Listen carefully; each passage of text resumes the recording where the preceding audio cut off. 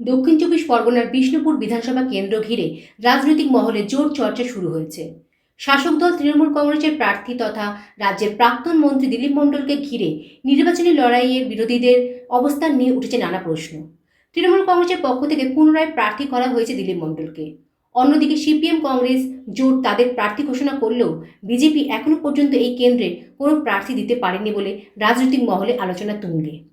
এই প্রসঙ্গে দিলীপ মণ্ডল বলেন, আমি আগেই বিজেপিকে বলেছিলাম তোমাদের সবচেয়ে শক্তিশালী প্রার্থীকে বিষ্ণুপুরে দাঁড় করাও, কিন্তু তারা সেটা করতে পারেনি।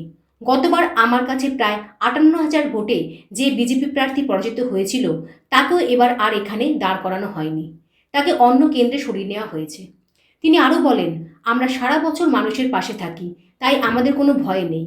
গতবারের থেকে বেশি ভোটে জয়ী হব বলে আমরা আশাবাদী।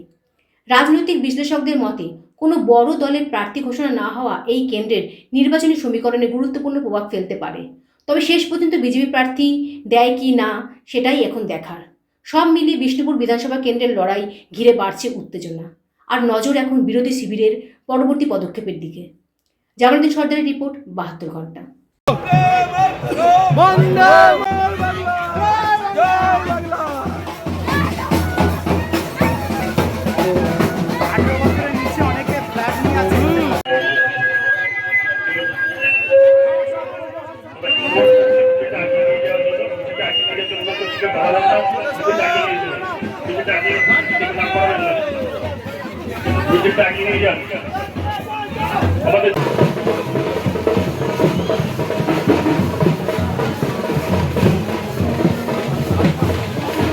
এখনো পর্যন্ত যে কটা জায়গায় র্যালি করেছি বা আমাদের অঞ্চলের যে কর্মী সভা, প্রতিটা সভায় মানুষের উপচে পড়া ভিড় আমরা দেখতে পাচ্ছি। একটা উৎসাহ, একটা আনন্দ, একটা যেন প্রতিবাদ করার একটা স্পৃহা।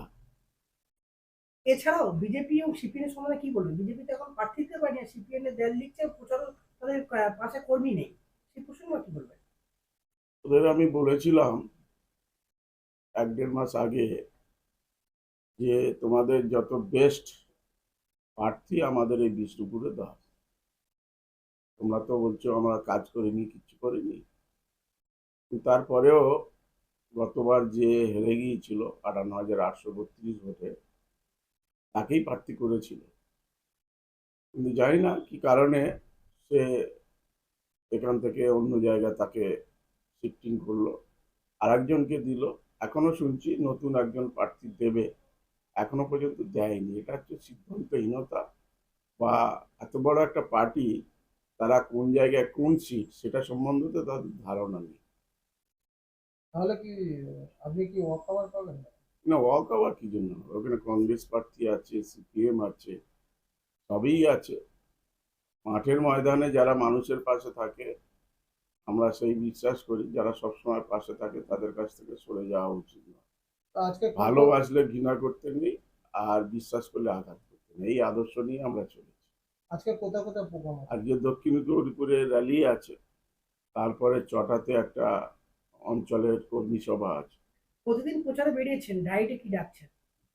আমি সকালবেলা একটা রুটি খাই, তারপরে প্রোটিন একটু খাই, খেয়ে অল্প কিছু হয়তো ফল টল খেয়ে বার হয়ে চলে যেতে হয়। দুপুরে এসে ভাত বেশি খেতে পারি না, ফল জুস এইসব খেয়েই আমাকে থাকতে হয়।